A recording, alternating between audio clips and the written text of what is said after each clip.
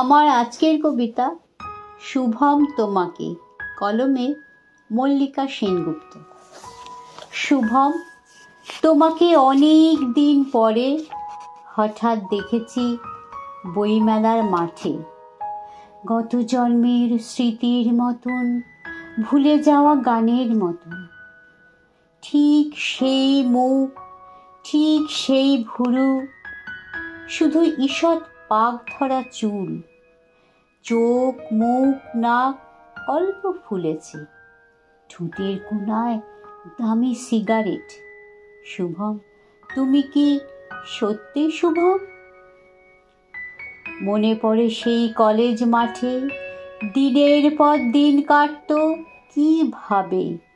সবুজ ঘাসের মধ্যে ছিল অন্তবিহীন সোহাগ ঝগড়া। ক্রমশই যেন রাগ বাড়ছিল। তুমি চাইতে ছায়ার মতন তোমার সঙ্গে উঠবো বসবো। আমি ভাবতাম এত দিন ধরে যা কিছু শিখেছি সবই ফেলনা, সব মুছে দেব তোমার জন্যে। তুমি উত্তম ফ্যান, তাই আমি সৌমিত্রের ভক্ত হব না? তোমার গোষ্ঠী ইস্ট বেঙ্গল, আমি ভুলে যাব মোহনবাগান। তুমি সুচিত্রার, আমি কণিকার। তোমার কপিল, আমার তো সানি। তোমার স্বপ্নে বিপ্লব, তাই আমি ভোট দিতে যেতে পারবো না। এমন তরজা চলতো দুজনে। তবুও তোমার ঘামের গন্ধ, সস্তা তামাক, স্বপ্নের চোখ আমাকে টানতো অবুঝ মায়ায়। আমার মতো যেদি মেয়েটিও তোমাকে টানতো প্রতি সন্ধ্যায় ফাঁকা ট্রাম আর গঙ্গার ঘাটে। তারপর তুমি কম্পিউটার শেখার জন্য জাপান চললে, আমিও পুনের ফিল্মি কোর্সে। প্রথম প্রথম খুব চিঠি লেখা, 7 দিনে লেখা 7টা চিঠি। ক্রমশ কমল চিঠির সংখ্যা, সপ্তাহে 1, মাসে 1টা, 9 মাসে 6 মাসে 1টা করে, বছরে একটাও না। ডাক বাক্সের বুক খাঁ খাঁ করে।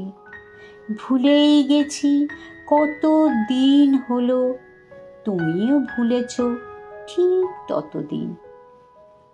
তারপর সেই পৌষের মাঠে হঠাৎ সেদিন বই মেলাতে, দূরে ফেলে আসা গ্রামের মতো তোমার মুখটা দেখতে পেলাম। শুভম, তুমি কি সত্যি শুভম? সত্যি শুভম? নমস্কার, ভালো থাকবে সবাই।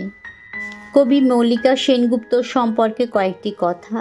তিনি একজন প্রখ্যাত প্রগতিশীল কবি ও লেখিকা। তিনি কলকাতা বিশ্ববিদ্যালয়ের সমাজবিদ্যার অধ্যাপিকা ছিলেন। তার শুভ জন্মদিনটি ছিল 27শে মার্চ 1960 সাল, নদিয়া জেলার কৃষ্ণনগর শহরে। তার চলে যাওয়ার দিনটি 28শে মে 1911, কলকাতা।